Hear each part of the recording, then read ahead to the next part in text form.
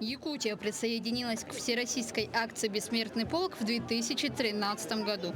Ежегодно по улицам региона портреты своих героев проносят более 100 тысяч человек.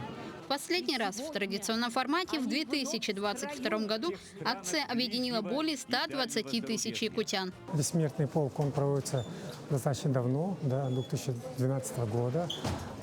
И этой акции принимает множество людей, не только граждан Российской Федерации, но еще и в тех зарубежных государствах, где согласны с нами и хотят быть вместе. Помимо традиционного шествия, в этом году «Бессмертный полк» имеет несколько вариантов для участия, в том числе и размещение портрета героя на сайте polk.rf.ru. И это еще не все. Мы приглашаем к участию в таких форматах, как «Бессмертный полк» на служебной машине, на личном автотранспорте, на общественном автотранспорте, там, где возможно, на воздушных судах, на водном транспорте. Да?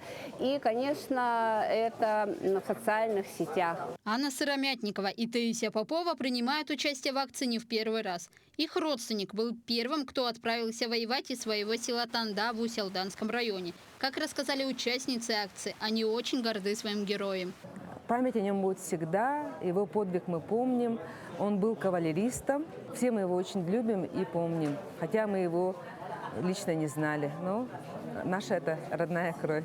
Многофункциональный центр «Мои документы» ежегодно принимает участие в акции «Бессмертный полк». В этом году сотрудники помогают бесплатно распечатать фотографии героев для традиционного шествия. Как отмечают сотрудники, с первого дня акции уже было распечатано более 100 портретов. Чтобы принять участие, нужно обратиться в главной офис МФЦ по адресу Амосова, 18 до 7 мая. По графику работы с 9 до 18 часов с перерывом на обед с 13 до 14, 33 окно. Обратите внимание, прием фотографий осуществляется только в цифровом формате. В целях безопасности флеш-носители не принимаются.